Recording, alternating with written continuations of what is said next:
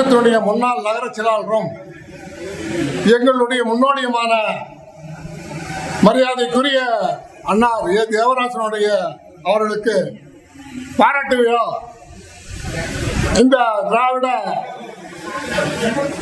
வாசகர் வட்டத்தினுடைய சார்பாக பாராட்டு விழாவை ஏற்பாடு செய்த பழப்பிரபு அவர்களுக்கும் அவருடன் இணைந்து செயல்படும் அவருடைய அந்த வாசகர் வட்டத்துடைய பொறுப்பாளர்களுக்கும் இங்கே குழுவிற்கும் அனைவருக்கும் என்னுடைய மனமார்ந்த வாழ்த்துக்களை தெரிவித்து இங்கே வாழ்த்துக்களை பெறும் மரியாதைக்குரிய அண்ணா தேவராசன் அவர்கள் எங்களுடைய குடும்ப நண்பர், ஆரம்பகால குடும்ப நண்பர். அது மட்டும் இல்லாமல் அனைத்து இந்திய அண்ணா திராவிட முன்னேற்றம் தோற்றுவிப்பதற்கு முன்பாகவே திராவிட முன்னேற்ற கழகத்தினுடைய அவர்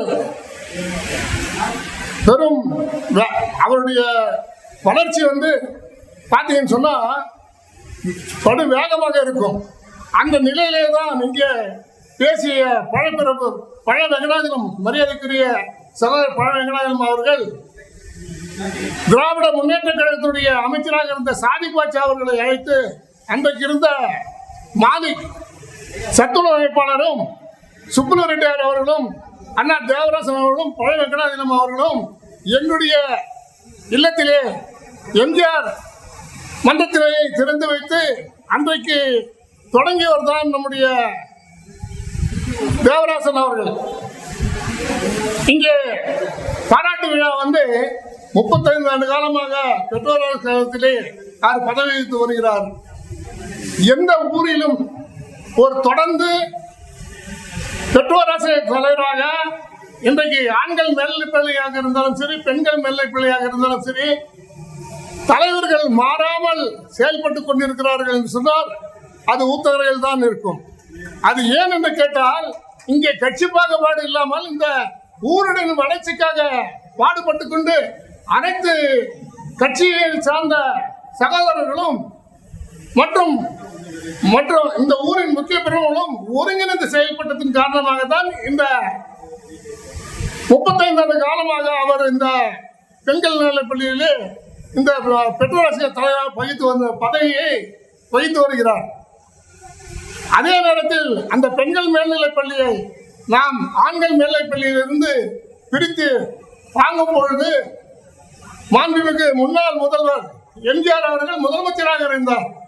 அன்றைக்கு பார்த்தால் இந்த ஊரிலே ஒரு சில பேர் மட்டும்தான் கார் வைத்திருப்பார்கள்.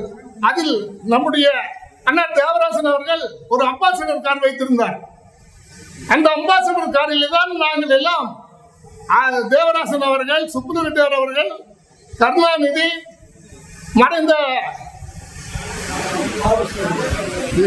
ஜெயசீலன் அவர்கள், முருகேசன் அவர்கள், கருணாநிதி, நாங்களும் அந்த ஒரே காரிலே சாமிநாதன், மறைந்த அண்ணா சாமிநாதன் அவர்கள் அந்த ஒரே காரில் தான் சென்று அங்கிருந்த 5 சட்டமன்ற உறுப்பினர்களை அழைத்து அன்றைக்கு இருந்த கல்வி அமைச்சர் அடங்காலம் அவர்கள் நாங்கள் போய் பார்த்தோம். கல்வி அமைச்சரை பார்க்கும் போது அவர் கல்வி அமைச்சர் என்ன சொன்னார் என்றால், நீங்கள் முதலமைச்சரை போய் பாருங்கள் என்று சொன்னார்கள். அந்த 5 அமைச்சர்கள் 5 எம்எல்ஏக்களை அழைத்துக் கொண்டு நாங்கள் அன்றைக்கு எம்ஜிஆரை போய் பார்த்தோம், முதலமைச்சரை போய் பார்த்தோம். பார்த்த உடனே அந்த பள்ளியை பிரித்து அந்த பள்ளிக்கு பணத்தை கட்டிவிட்டு அந்த பணத்தை கட்ட சொன்னார்கள். அப்பொழுது எங்களிடத்திலே அந்த பணம் இல்லை. அந்த சட்டமன்ற உறுப்பினர் இடத்துல பணத்தை வாங்கி அந்த பள்ளிக்கு பிரித்து பணத்தை கட்டிவிட்டு வந்த பின்பு இந்த பள்ளியை பிரித்து பெண்கள் மேல்நிலைப் பள்ளியை அங்கே நாம் ஏற்படுத்தினோம். அந்த ஏற்படுத்திய பின்பு முதலாக நாம் எல்லோரும் சேர்ந்து ஆண்கள் மேல்நிலைப் பள்ளிக்கும் பெண்கள் மேல்நிலைப் பள்ளிக்கும் தலைவராக அன்றைக்கு தேர்ந்தெடுக்கும் பொழுது ஆண்கள் மேல்நிலைப் பள்ளிக்கு சாமிநாத மோகனர் அவர்களும், பெண்கள் மேல்நிலைப் பள்ளிக்கு தேவராசன் அவர்களையும் நாம் தலைவராக கொண்டு இன்றைக்கு வரையும் அந்த பள்ளி இயங்கிக் கொண்டிருக்கிறது.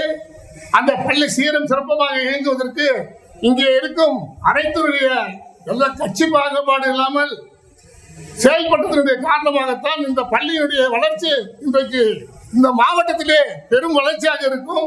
அதே நேரத்தில் பள்ளியுடைய மாணவ மாணவிகள் ஒழுக்கத்திலும் சரி, வாக்குகள் மார்க் வாங்குவதிலும் சரி முதன்மையாக இருப்பதற்கு காரணமே இந்த பெற்றோர் ஆசிரியர் கழகம் என்பதை சொல்லி எனக்கு பேச வாய்ப்பிற்கு நன்றி கூறி விடைபெறுகிறேன். நன்றி, வணக்கம்.